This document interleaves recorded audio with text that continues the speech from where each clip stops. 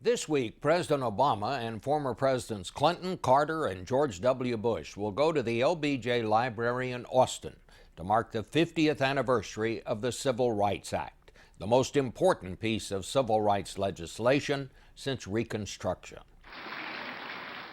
The act was the culmination of an unlikely partnership, Lyndon Johnson and Martin Luther King Jr., and it was in May of 1964, in the midst of a 60-day filibuster, that King appeared on Face the Nation to lobby support for the act. From Washington, D.C., the Reverend Martin Luther King Jr. Southern Democrats, some of them Johnson's closest friends and allies, wanted no part of the bill and mounted the filibuster to block it.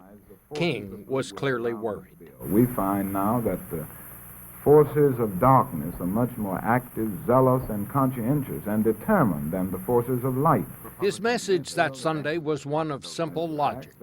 Injustice anywhere is a threat to justice everywhere, and if this bill does not go through, it will jeopardize the strength, the maturity, and health of our nation. As King mounted a moral crusade, Johnson pulled out all the political stops.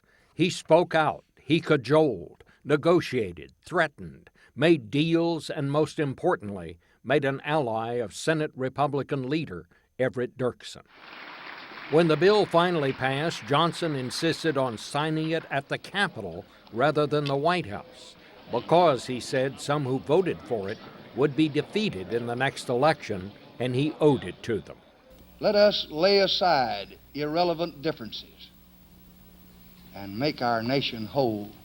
And he gave the first pen he used to sign the bill to Republican leader Dirksen. Without him, we would have had a bill, he said.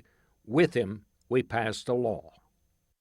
You don't hear that kind of talk much anymore. Back in a moment.